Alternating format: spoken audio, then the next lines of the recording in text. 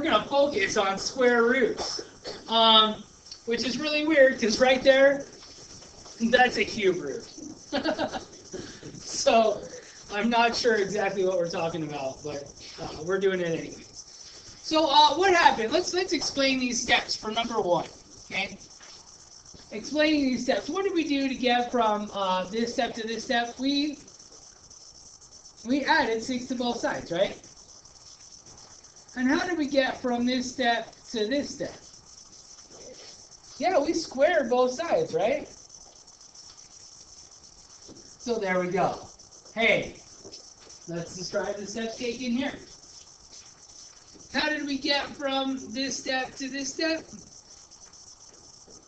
We added 6. And from this step to this step, we did, we cubed actually, right? And from this step to this step, we did 10 squared. And then over here, we also did, right? The idea is that the if you have the square root of x squared, that is x, right? And then likewise with this one, if you take the cube root of x and you cube it, you get x. All right.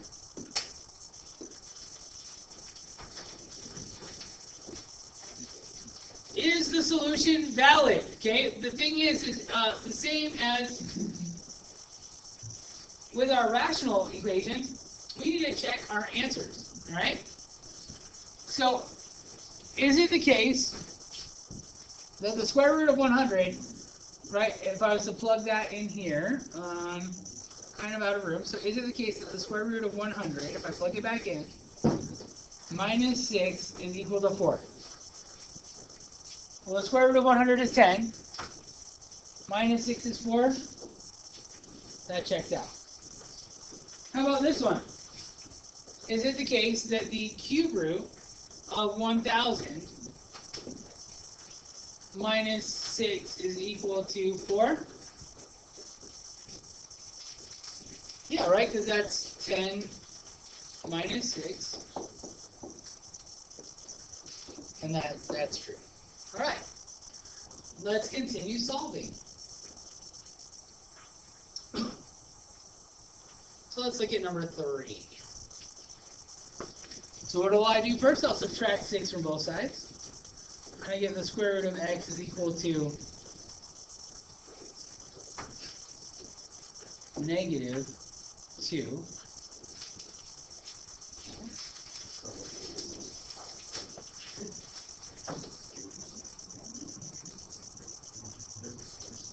If I take the square root of both sides, I wind up with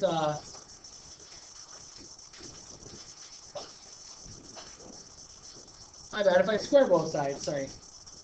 I wind up with negative 2 squared. Let's write it like that first, okay? So that's going to be 4.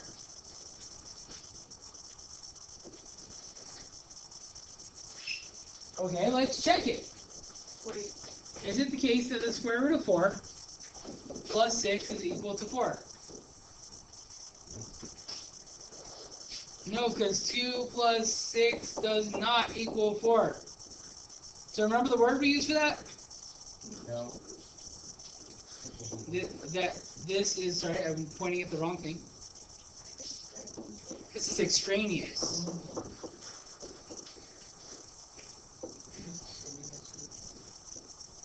And in this case, since our only solution is an extraneous solution, there is no solution.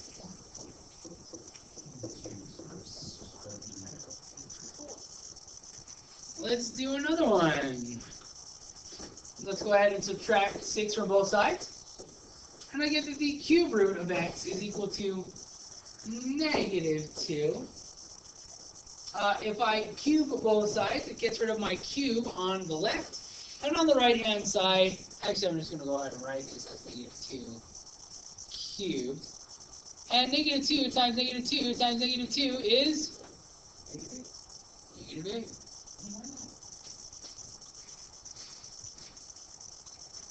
Let's check it. Is the cube root of negative 8 plus 6 equal to 4. Well, the cube root of negative 8 is negative 2. Yeah. And that checks.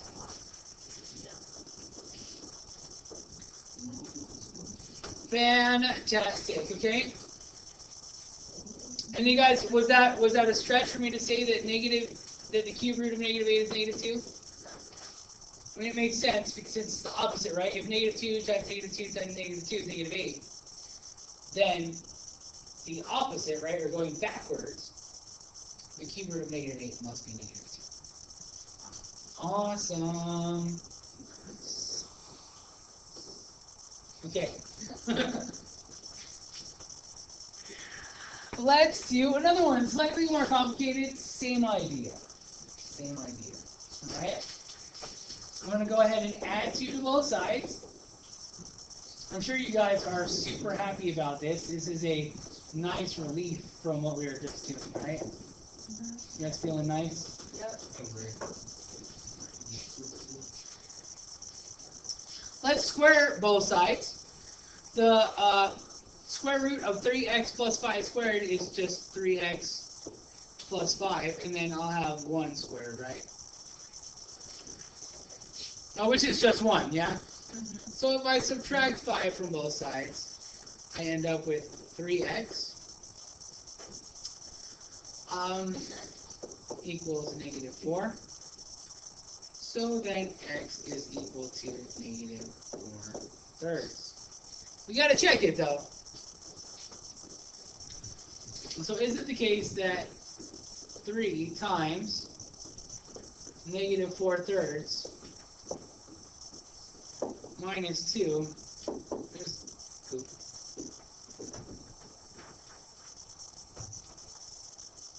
plus 5? Sorry about that.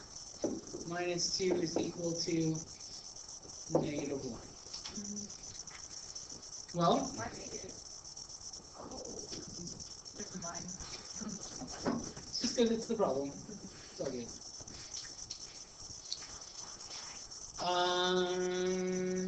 Okay. Well, let's see. That's the square root of, what is this? This is negative 12 thirds. If I multiply that 3 in my numerator, minus 2 equals negative 1. And that's the square root of negative 4 plus 5 minus 2 equals negative 1. That's the square root of 1 minus 2. What's the square root of 1? 1, so it checks, right? And it's 1 minus 2 equals negative 1. For sure that's true. Fantastic. That is so special. So special. Yeah, let's go.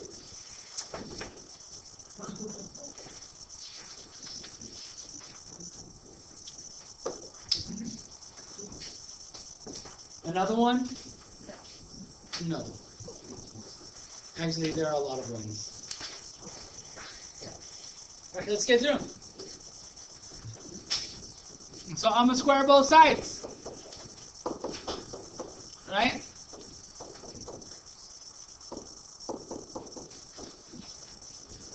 I'll add 3 to both sides. And then I'll divide both sides by 2. And x is 62.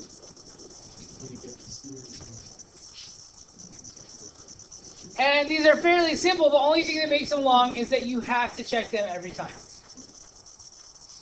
Gotta check them every time. So I'm going to substitute 62 back in. So 2 times 62 minus 3 equals 11.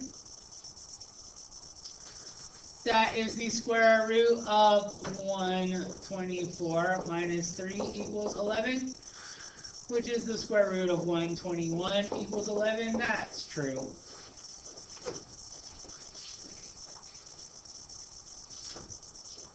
Why are they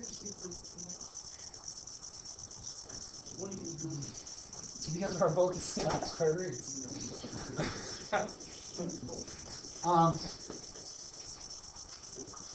They should be included if we're doing operations with radicals, which is what I would have named this. I would actually not name this solving radical equations, because they're extreme. So we call them radical.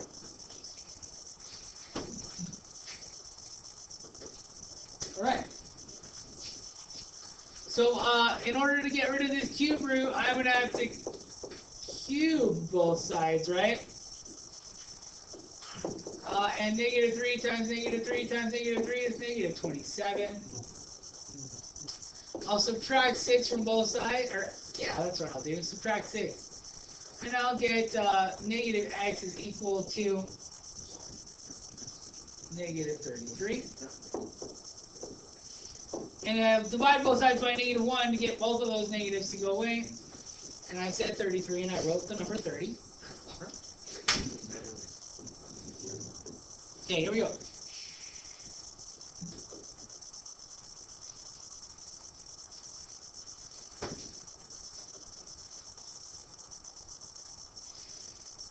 Okay. So, you need to check it. The cube root of 6 minus 33 equals negative 3. That's the cube root of negative 27 equals negative 3. Heck yeah, that's true.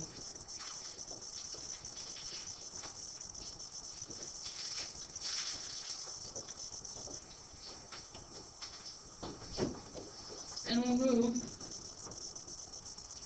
right along.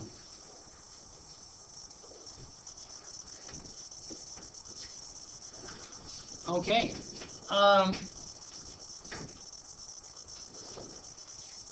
Let's go ahead and add 9 to both sides for number 7. We'll go ahead and add 9 to both sides, and I get the square root of x plus 5 is equal to negative 3. If I square both sides, I get x plus 5 equals negative 3 times negative 3 is positive 9, right? I subtract 5 from both sides, and I get x equals 4.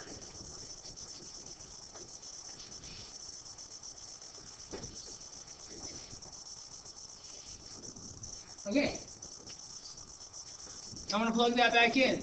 Is it true that the square root of 4 plus 5 minus 9 is equal to negative 12? We shall see. That's the square root of 9 minus 9 equals negative 12. Oh, something's weird. Because 3 minus 9 does not equal negative 12. So this is an extraneous solution. In other words, there is no solution, since the only solution we get is extraneous.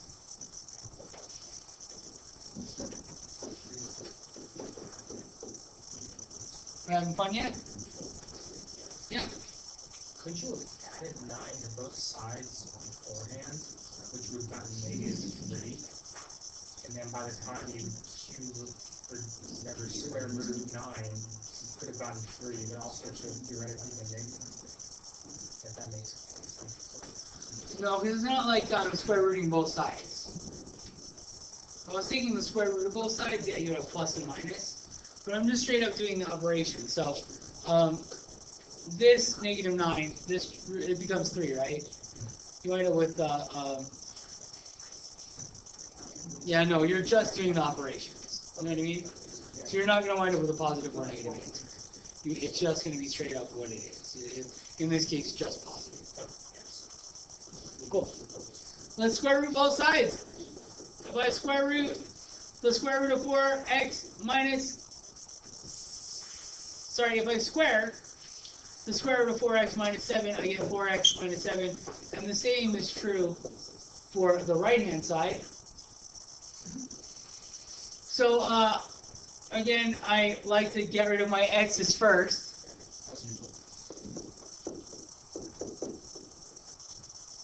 So I'll subtract 3x from both sides. right? I'm subtracting 3x there and 3x there. That's how I got the result of x right there. So x is going to be, after I add 7 to both sides, 16.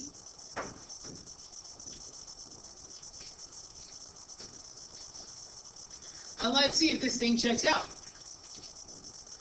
The square root of 4 times 16, minus 7 is going to be equal to the square root of 3 times 16 plus 9. 4 times 16 is the same thing as 40 plus 24. Yeah, you get that? So I do 4 times 10 plus 4 times 6, 40 plus 24, 64 minus 7 equals.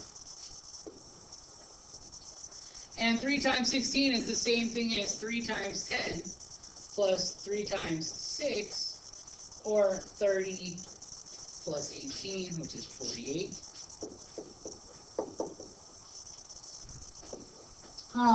So 57, and this is 57, check.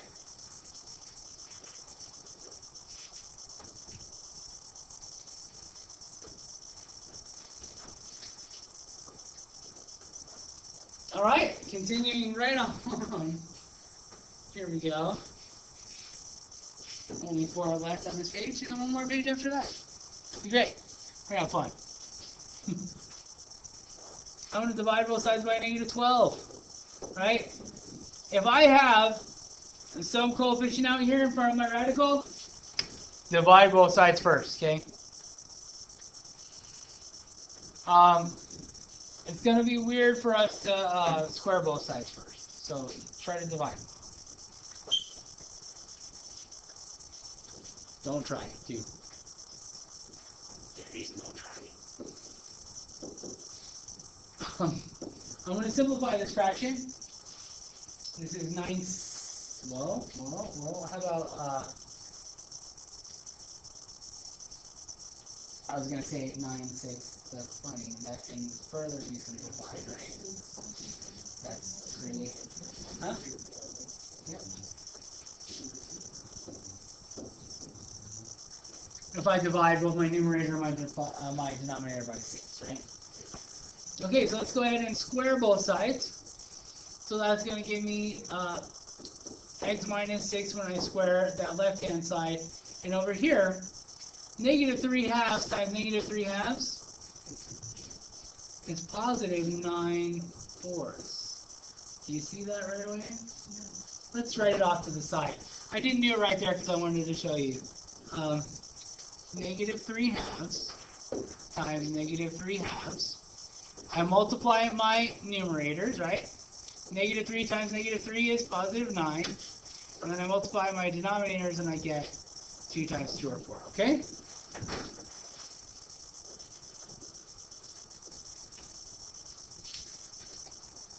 Now I will add 6 to both sides.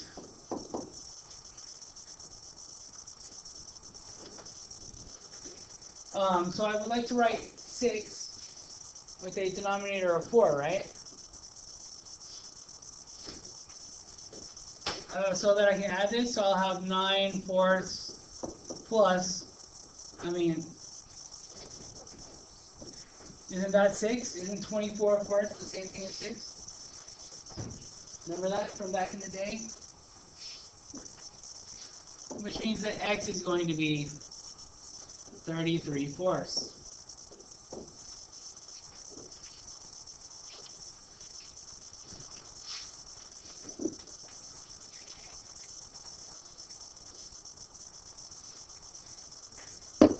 Okay. We gotta check it. 33/4 minus 6. Let's see. When I check this, I'm gonna put 33/4 minus, right? We said that 6 was 24/4 already, right? Is that equal to 18? Let's see.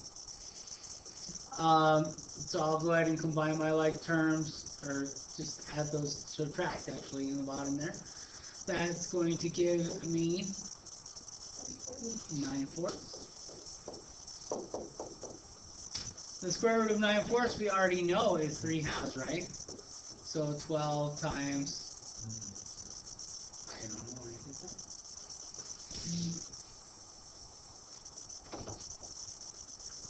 And that's an 18, right? So this is negative 12 times 3/2 equals 18, which is negative 36 divided by 2 equals 18. Heck yeah, 36 divided by 2, that's 18.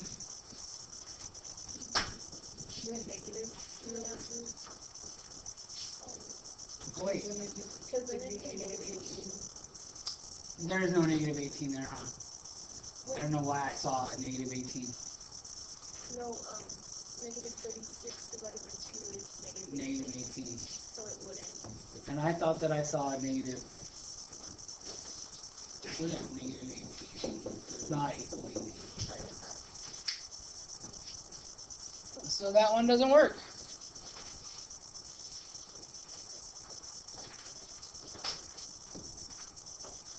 Okay, so this has no solution, right?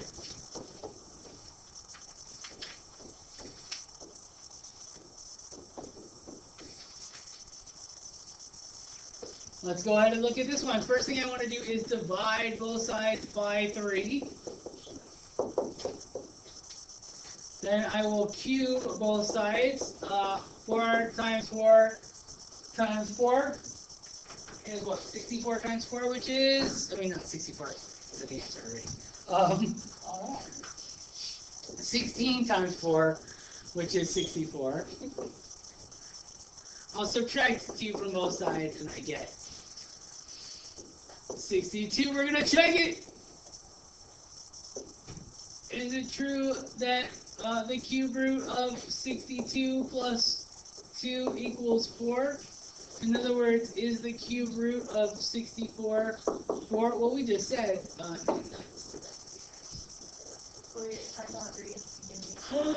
never multiplied times 3.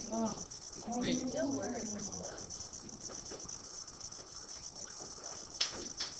Oh, I plugged it into this one.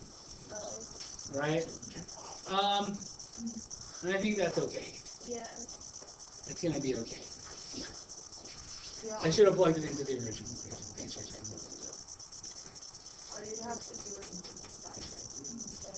We'll wind up with the same thing, right? Yeah, if we divide by 3, for sure.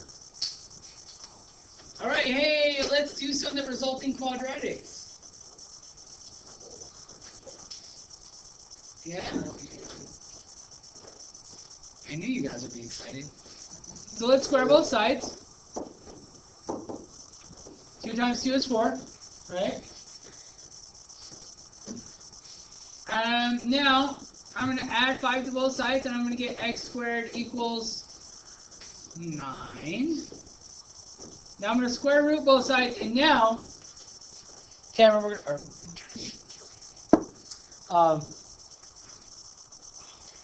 awesome student. We're going to get into what you're talking about, right? The plus or minus thing. Because now we're going to take, in order to solve for this x squared, we need to take the square root of both sides, right? And so now we got to consider plus or minus the square root of 9. So then x is going to be plus or minus 3. So we get our two results, x equals 3 and x equals negative 3, right? So now, guys, I know that you really loved checking one answer before. Now we get to check 2. So amazing. All right. So is it the case that the square root of, so let's go ahead and check positive 3 first. Is it the case that the square root of 3 squared minus 5 equals 2? That's 9 minus 5 equals 2. And the square root of 4 equal to 2? Every time. And let's check negative 3. Square root of negative 3 squared. Make sure that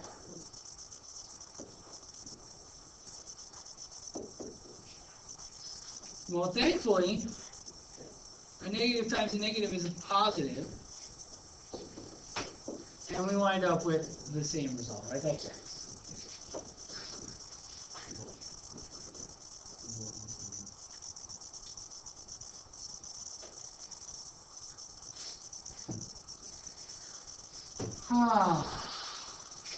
Let's do another one. X squared plus 8x. I'm going to square both sides and I'll get 9 right there.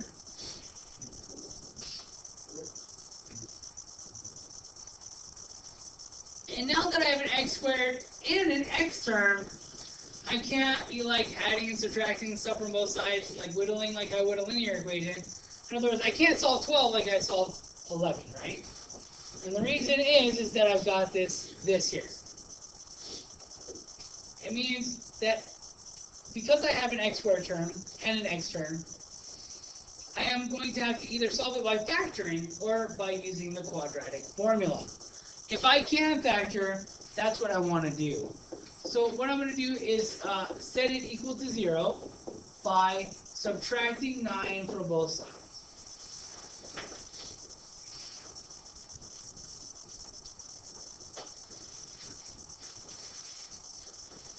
And be careful, because most of the time, when you have an x squared term, right, when it's quadratic, you're going to have to do this. You're going to have to set it equal to 0 and use the quadratic formula or factor.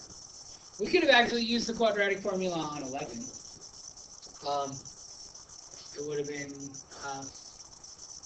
fairly simple, right? Because our b in that case is 0. Yeah. I believe this is factorable, which is nice. Because there are two numbers that when I multiply them I get negative 9, and when I add them I get positive 8. Those two numbers are 9 and negative 1. So that means we have two possible solutions, x equals 1 and x equals negative 9. And guess what we get to do? Check both of them. Guys, you can't just check these in your calculator too. Just be careful, okay? Especially with, sorry, that should be negative. Then that should be x equals negative 9. Especially when you're plugging in the negative 9. I'm going to show you one. If you're just going to plug it in your calculator to see if it works out, make sure that you enter it in your calculator like that, okay? If you put negative 9 without the parentheses squared, what it does is it squares the 9 and then multiplies it by negative 1. So it will tell you that your answer is negative 81. When we know that a negative times a negative should be a positive, right? So actually, negative 9 squared is positive 81, right? Be careful, your calculator will give you wrong answers unless you put it in there with the parentheses. So this is 8 times negative 9 equals 3. Okay. We have 81 minus 72 is 9.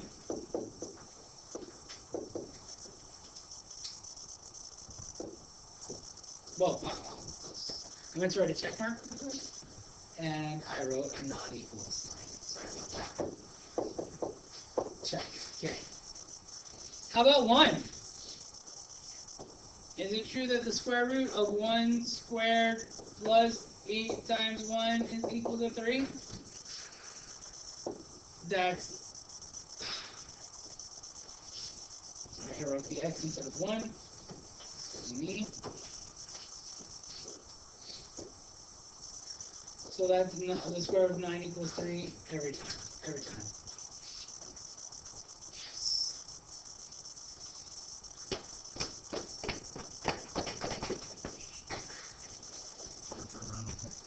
All right. Nope.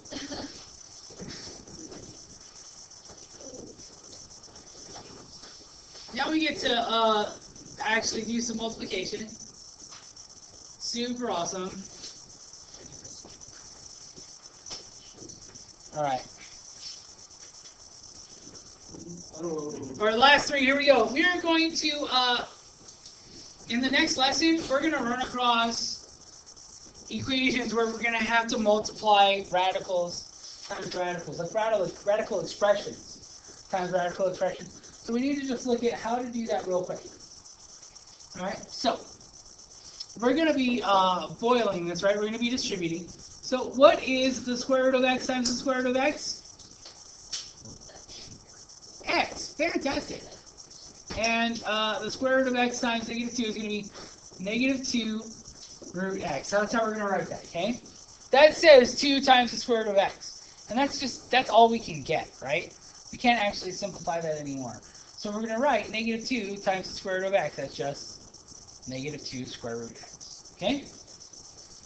Over here, positive 2 times the square root of x is going to give us positive 2 root x. And over here, negative 2 times positive 2 gives us negative 4. We can combine like terms, right? Negative 2 root x times positive 2 root x, or plus rather, it can't be, yeah, that's 0, right? And if I've got 2 root x's, and you come and take 2 of my square root x's away, I'll be sad, and I won't have any more left. Right? That's what we're talking about. So this becomes x minus 4. Time for you. All right, let's do this one. Square root x times square root x is x, as we said before.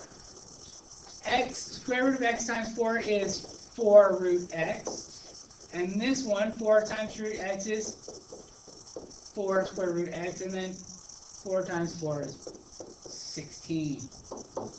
Now, we have to combine like terms, and we don't get 0, right? If I have 4 root x's, and I am so lucky to have won 4 more root x's, I will have 8 root x's. I'll be a very rich man. Because they're rare.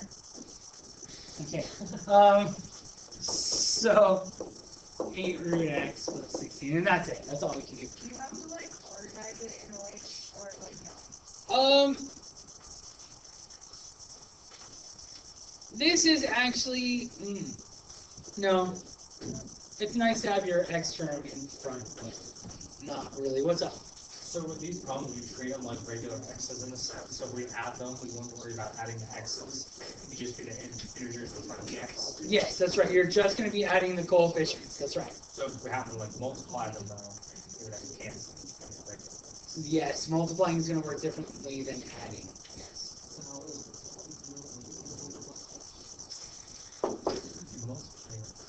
All right. What am I going to do with this? Isn't this the same thing as the square root of x minus 5 squared? So what's that going to give me? Remember that we said that that is x, right? We said that the square root of x times the square root of x is x, right? So in the same way, all that's going to do is be x minus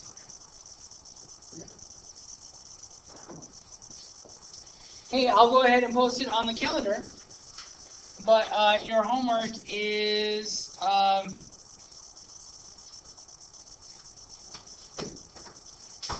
7 through 21 odd in the problem set.